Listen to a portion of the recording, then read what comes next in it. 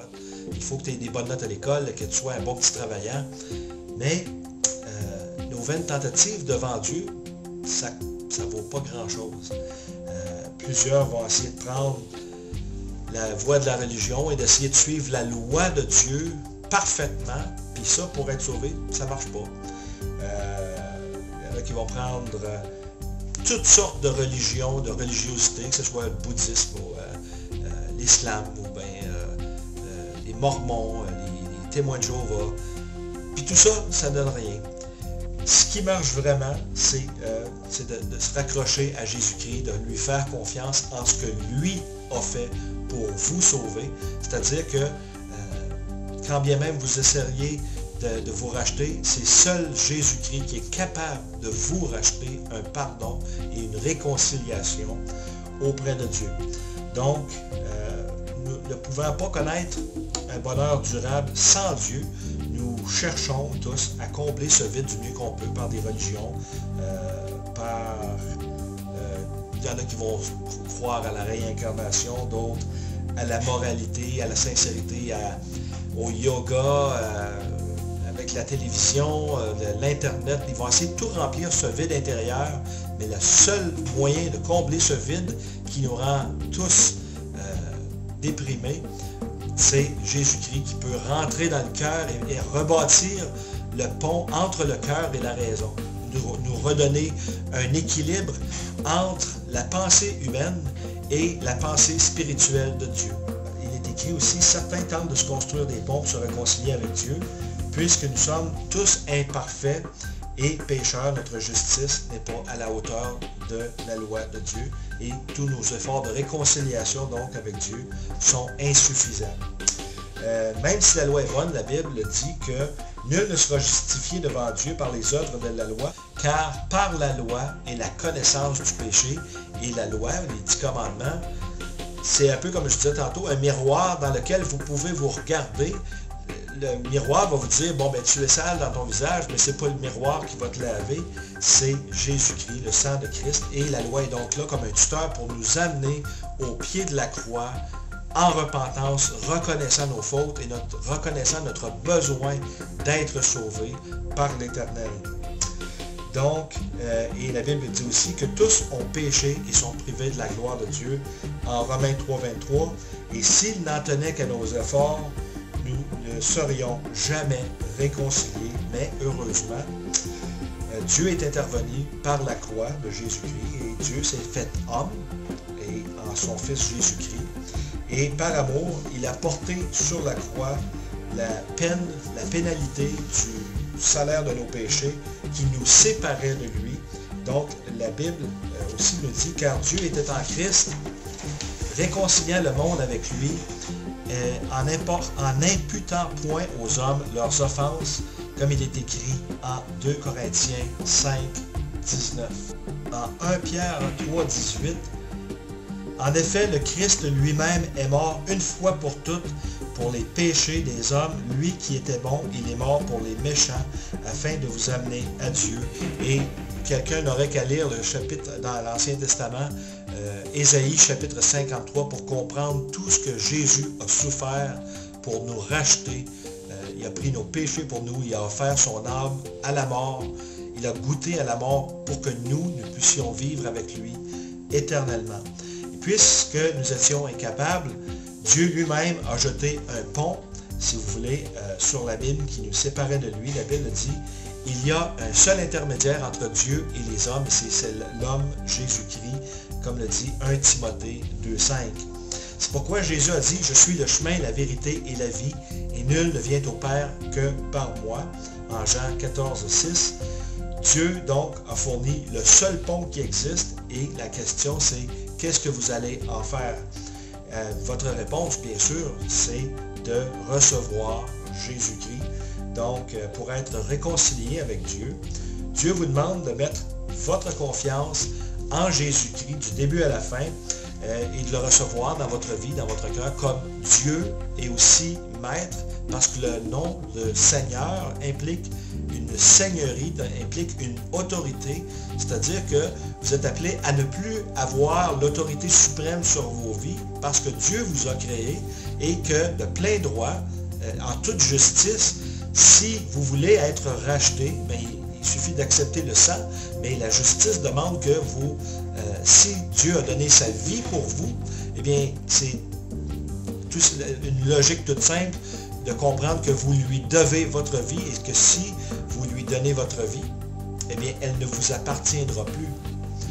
Et donc, ceux qui croient en son nom, pour ceux qui l'ont reçu, la parole de Dieu, Dieu nous demande de faire confiance à Jésus-Christ, de le recevoir dans votre vie comme Dieu est maître, bien sûr, et à tous ceux qui recevront Jésus-Christ, la parole, à ceux qui croient en son nom, elle a donné le pouvoir de devenir enfants de Dieu. Donc, nous avons cet espoir de renaître à Dieu spirituellement, d'être adoptés dans la famille de Dieu et d'être sauvés éternellement. Comment recevoir Jésus-Christ? Eh bien, c'est bien simple. Il faut prendre ce pont, être réconcilié avec Dieu, et on peut le faire pour connaître Dieu personnellement. Donc, il nous faut, admettre notre état désespéré de séparation d'avec Dieu, Dieu notre Créateur, reconnaître que je suis un pécheur. Deuxièmement, désirer profondément vous détourner de vos péchés, de vos fautes, c'est-à-dire vous repentir, marcher à 180 degrés. Troisièmement, mettre votre confiance entièrement dans l'œuvre de Jésus. Il est mort à votre place. Et donc, faire le pont entre vous et Dieu, il est votre sauveur personnel.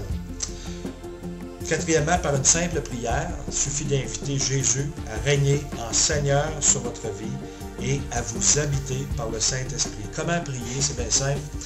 Je vais vous donner un petit exemple de prière.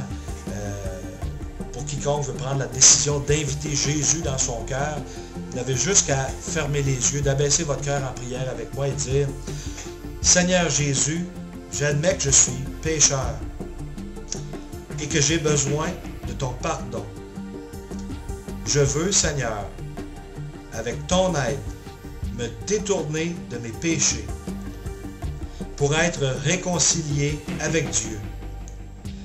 Je mets tout mon espoir dans le fait que tu es mort en rançon pour payer la pénalité de mes fautes. Je t'invite, Seigneur, maintenant à entrer dans ma vie pour la guider et en être le maître. Envoie-moi ton Esprit Saint pour m'aider à ne plus pécher contre toi, Seigneur. Merci pour ton amour. Merci pour le cadeau gratuit de la vie éternelle. Au nom de Jésus-Christ. Amen. Donc, n'hésitez pas à faire ce nouveau choix, de faire une telle prière. C'est préférable de mettre toute votre confiance. Tu sais, dans la vie, des fois, on nous dit de ne pas mettre nos œufs dans le même panier. Mais dans le cas de Jésus-Christ, moi, je vous invite à tout mettre, tous vos œufs, toute votre confiance dans la personne même de Jésus-Christ, en Dieu le Père. Parce que c'est votre destinée éternelle qui en dépend et il est le seul nom par lequel nous puissions être sauvés, le seul capable de pardonner vos péchés, de vous rendre blanc comme neige et de vous rendre acceptable au travers du sang de Jésus-Christ à Dieu le Père. Dois-je me sentir différemment après avoir prié? Si des fois on ne ressent pas que nous sommes réconciliés avec Dieu, nous n'avons pas à douter de ce fait, car notre assurance de la vie éternelle ne dépend pas sur nos sentiments, ni sur notre capacité à garder notre salut, mais sur ce que Dieu affirme dans la Bible. Et c'est ça qui est plus important, c'est de savoir qu'en Éphésiens 1, 13, 14, quand vous avez reçu le Seigneur Jésus par la foi, vous l'avez invité dans votre cœur, il vous envoie l'Esprit Saint pour vous saler et vous garder éternellement. Seigneur Jésus a dit, « Mes brebis entendent ma voix, je les connais et elles me suivent.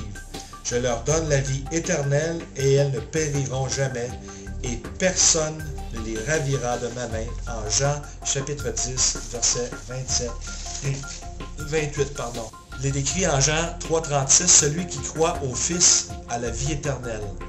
Et en Jean 3,3, Jésus a dit à Nicodème, « Oui, je te déclare, c'est la vérité, personne ne peut voir le royaume de Dieu s'il ne naît pas de nouveau. » Et en Jean 3, 5, 7, il est écrit, « Personne ne peut entrer dans le royaume de Dieu s'il ne naît pas d'eau et de l'esprit.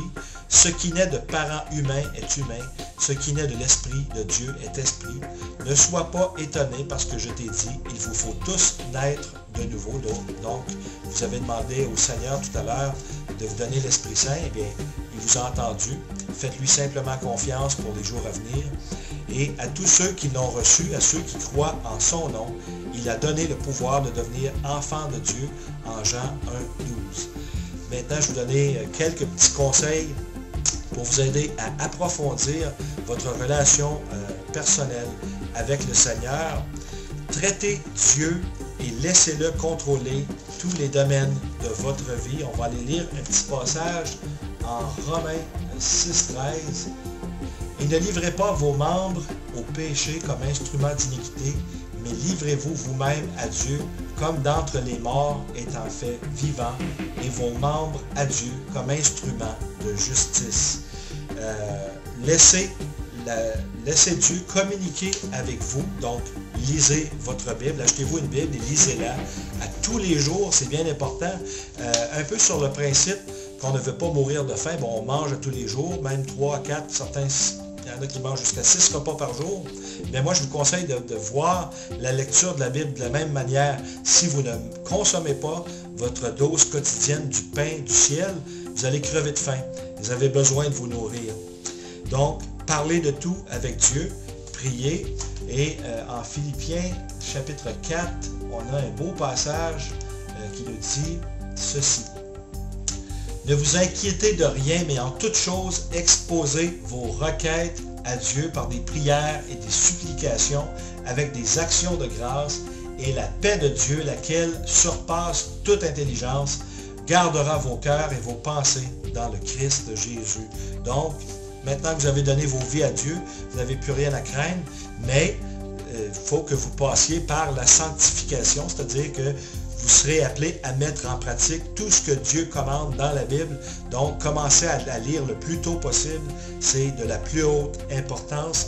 Aussi pour mettre en pratique ce que vous allez faire pour l'éternité avec Jésus-Christ. Aussi, il est écrit, rassemblez-vous avec d'autres personnes qui ont reçu Jésus dans leur vie. Donc, ne pas abandonner le rassemblement de chrétiens. C'est important d'avoir une communion avec d'autres croyants, d'avoir fraternité, de fraterniser avec d'autres croyants et de pouvoir parler de ce que le Seigneur Jésus a fait dans vos vies ou est en train de faire dans vos vies. Aussi, une église, d'aller dans une église qui annonce la bonne nouvelle et qui enseigne la Bible correctement et droitement. Donc, ça va vous demander de connaître, d'étudier vous-même votre Bible pour savoir si on vous enseigne des hérésies, des faussetés, ou si cet endroit-là est convenable, et aussi de faire confiance à Dieu pour vous amener à la bonne église.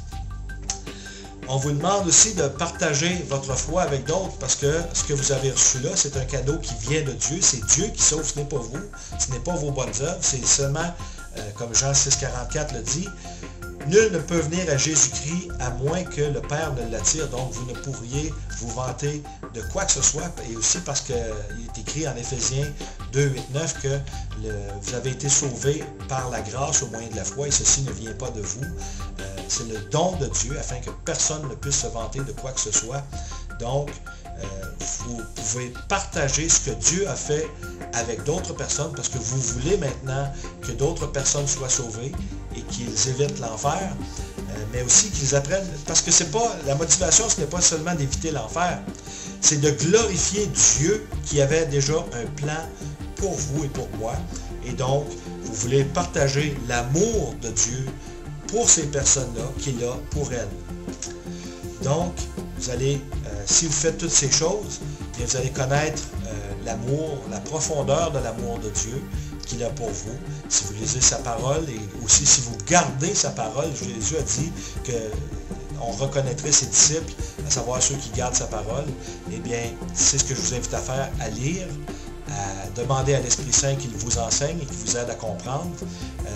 Et puis le Seigneur est fidèle, il ne vous abandonnera pas, c'est une de ses promesses d'ailleurs. Il est à votre droite, il tient votre main sur la voie de la repentance, sur la voie de la justice, sur la voie éternelle.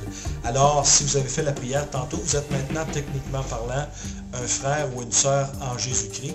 Je vous souhaite la bienvenue dans la famille de Dieu et je vous remercie d'avoir été avec moi aujourd'hui pour ce court vidéo.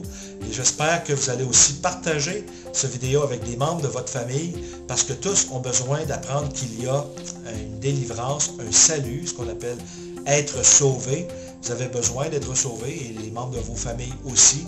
Donc, je vous invite à partager cette vidéo avec vos amis même, ou apprendre par l'aide du Seigneur à dire, bon, ben le Seigneur sauve encore en 2012, donc il est temps parce que Jésus revient bientôt et il vous reste très peu de temps, mais sans avoir peur, par la puissance de Dieu, vous allez pouvoir attirer d'autres âmes à Jésus-Christ. Ça fait partie de notre travail de croyants, mais aussi d'ambassadeurs du nom de Jésus-Christ. Alors, merci d'avoir été des nôtres. Je vous dis simplement que le Seigneur Jésus vous bénisse et à la prochaine.